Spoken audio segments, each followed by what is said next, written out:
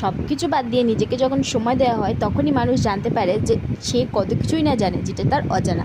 তো এই জুয়েলারি সেটটা আমি পুরো বানিয়েছিলাম, কীভাবে বানিয়েছিলাম সেটাই আজ তোমাদের সঙ্গে শেয়ার করবো। আমার কাছে এই ক্লেগুলো অনেক দিন ধরে পড়েছিল, তো আমি দুটো মোল্ডকে সুন্দর করে মিক্সড করে নিয়ে এইভাবে বেলে নিয়ে এই ছোটো ছোটো কালারগুলো দিয়ে কাট করে তারপর কিছুক্ষণ ড্রাই করেছি। ড্রাই করার পর যেই ক্লেটা বেঁচেছিলো সেটাকে গোল গোল করে নিয়েছিলাম, আর তারপরে এই ড্রাই হয়ে যাওয়া ছোটো ফুলগুলোকে আমি ইয়েলো কালার করি আর ওই গোলগুলোকে আমি রেড কালার করে দিই। ফুলগুলো কত সুন্দর লাগছে তাই না? তো তারপরে আমি নিয়ে নিই একটা ক্লিপের মধ্যে আঠা দিয়ে এই ফুলগুলো সুন্দরভাবে বসিয়ে দিই।